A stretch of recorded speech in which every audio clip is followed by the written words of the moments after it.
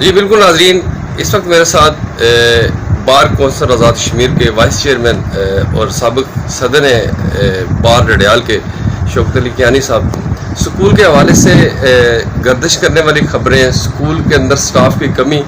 Pilot high school اور girls high school Dadyal, دیگر سکولوں کی بھی صورتحال آپ کو بتائیں گے۔ جی سر، کیا کہیں گے جناب اس پہ؟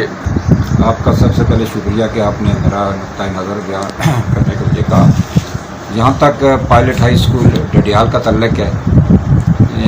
اس میں خود بھی پڑھا ہوں اور میرے خیال میں ہمارے جتنے لیڈران اکرام ہیں وہ اسی سکول سے میٹرک ہم نے کیا ہوا ہے،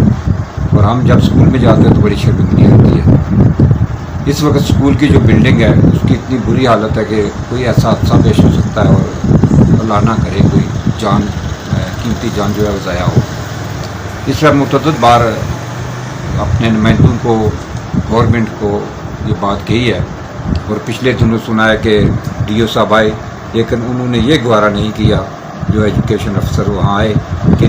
وہاں کے والدین کو یا معزز شہریوں کو وہاں بلا لیا جائے، وہاں ہی کوئی اونچی موٹی بریفنگ لے کر وہ وہاں سے چلے گئے، اور جو اصل مسئلہ تھا، جو اصل بلڈنگ کا معاملہ تھا، اس پر کسی قسم میں کوئی توجہ نہیں دی گئی۔ اسی طرح ہمارا گرلز ہائی سکول ہے، اس کے اندر صرف ایک پی این ہے، جبکہ ہائی سکول ہے اور اس کی تعداد جو ہے سب سے بڑا میں کہوں گا ڈسٹرکٹ میرپور کا سکول ہے، اور اس کے اندر پرائیویٹ طور پہ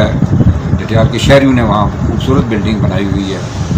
اور جہاں تک مزید ہو سکا وہاں شہریوں نے اپنی مدد کے تحت اس سکول کو بنایا، لیکن وہاں سائنس ٹیچر آج تک نہیں ہے، کمپیوٹر انسٹرکٹر وہ چیز اس کو تبدیل کر دیا گیا، سائنس ٹیچر جو کہ جس کو ای او نہیں لگایا جا سکتا قانون کے تحت، اس کو ای او لگا دیا گیا، اور سائنس جو ٹیچر آج تک ہمیں مہیا نہیں کی گئی۔ ہماری گزارش یہ ہے کہ اس گورنمنٹ نے جہاں یہ بہت بڑے دعوے کرتی ہے کہ ہم امتیاز میں اتنے لوگ بھرتی کر رہے ہیں، یہ کر رہے ہیں، وہ کر رہے ہیں، ان سکولوں کی حالت آ کر دیکھیں کہ آپ کسی سکول میں چلے جائیں، بہاری بسار میں چلے جائیں، خادم آباد میں چلے جائیں، سیاق میں چلے جائیں، رٹا میں چلے جائیں،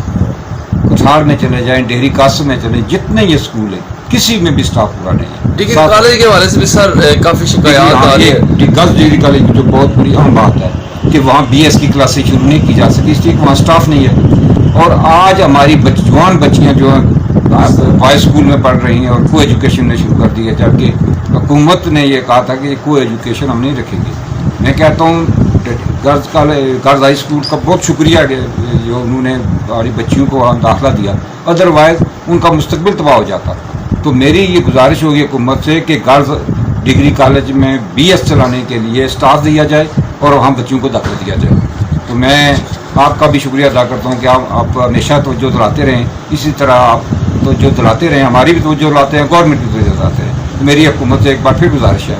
کہ برائے مہربانی اسٹاف کی کمی کو دور کر دیا جائے، ایسا نہ ہو کہ جس طرح کے پہلے بجلی کے معاملات ہیں وہ تعلیمی معاملات میں بھی ایسا ہو جائے۔ اس پہ ہم فوری طور پر میٹنگ کال کر رہے ہیں کہ یہ جو معاملات ہیں، اسٹاف کے معاملات ہیں یا اسکول کی بلڈنگز کے معاملات ہیں، ان کو فی الفور حل کیا جائے۔